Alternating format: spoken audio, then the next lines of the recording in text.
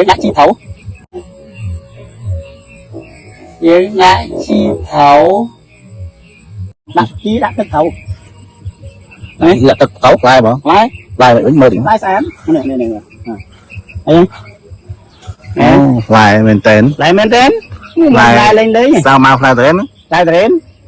Lại đến. Lại đến. Nhưng mà đến hai chân quên. Lại đến lại chứ. Dạ rồi muốn. Hello,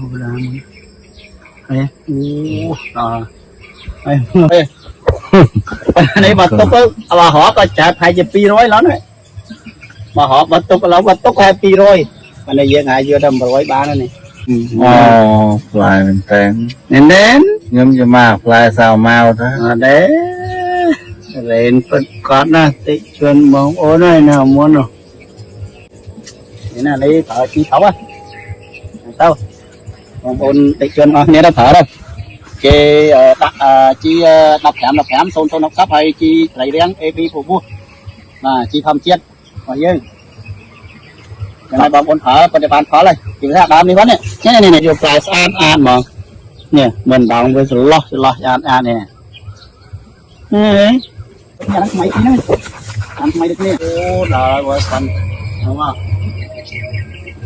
làng mới phần ấy đọc hộp á nè mà đọc hộp bật quá này mới này mình ho anh khai lên mình ho này anh bóng thêm man anh bóng cái man đó mưa đây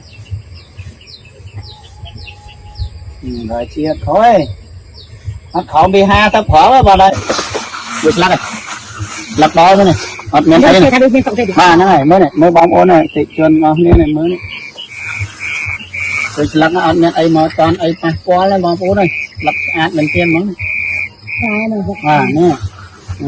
thì mình cầm lăng Rồi mình không vào cái đắp món nữa. nào có đắp á anh đi tụi mình tập hiện xong việc ó mới này mới lắc rồi mới gì ca đây trong bằng cá này mới hay lắc ra này đám này lắc nào cắt đấy mới lắc nào cắt